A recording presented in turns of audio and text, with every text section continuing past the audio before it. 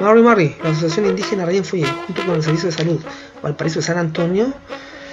organizaron la sexta atención de medicina ancestral mapuche. Este operativo de salud se llevó a cabo en los consultorios de Rodillo, Barón, Cerro Placeres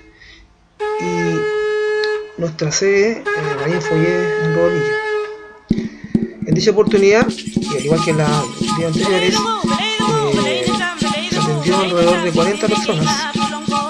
las cuales se encuentran debidamente acreditadas con su ficha y control, por cuanto nuestra Laguantuchefe, Sonia Guayagual Chauque, pudo realizar su seguimiento y dar como resultado, ¿cierto?, una atención óptima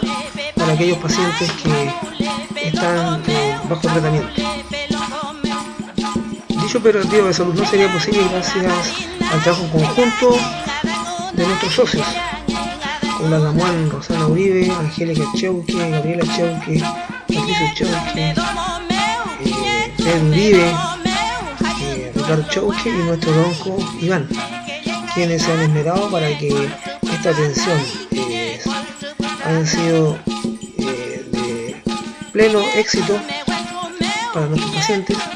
y dicho programa sea validado, ¿cierto?, y sea reconocido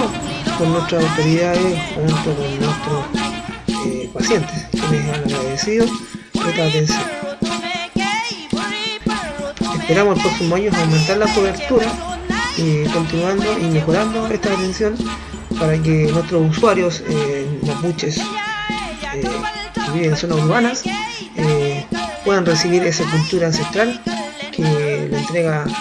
nuestra comunidad para el rescate, ¿cierto?, y preservación de nuestra cultura. Chaltumay, y será hasta una próxima oportunidad.